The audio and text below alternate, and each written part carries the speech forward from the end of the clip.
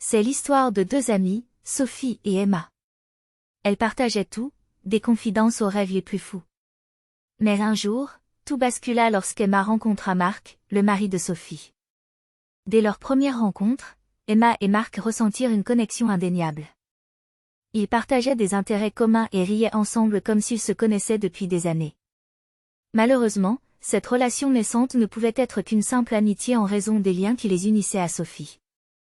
Mais au fil des mois, les sentiments d'Emma envers Marc évoluèrent.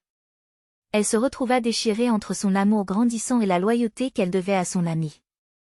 Elle tomba dans un profond tourment intérieur et ne trouvait pas le courage de partager ses sentiments avec personne. Pendant ce temps, Marc commença également à ressentir une attraction pour Emma.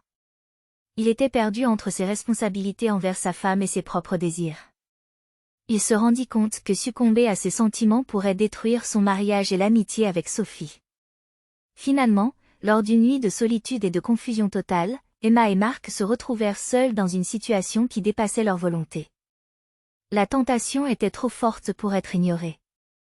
Ils tombèrent dans les bras l'un de l'autre, succombant à leurs désirs interdits. Au matin, ils se réveillèrent avec le poids de la culpabilité qui pesait sur eux.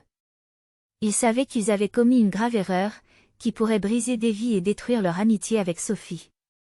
Emma était tiraillée entre révéler la vérité à son amie ou garder ce secret pour elle-même afin de préserver leur amitié. Finalement, Emma décida qu'il était injuste de continuer à mentir à Sophie. Elle prit son courage à deux mains et avoua tout à sa meilleure amie. Ce fut un moment déchirant, rempli de larmes et de colère. Sophie était blessée au plus profond de son être, trahie par les deux personnes qu'elle chérissait le plus. Les mois qui suivirent furent éprouvants pour Sophie qui n'en croyait toujours pas. Au fil du temps, elle commença à accepter la situation. Elle prit la décision de laisser partir Marc et de se concentrer sur sa propre guérison. Croyez-vous que c'était une bonne idée de mettre fin à sa relation avec Marc ?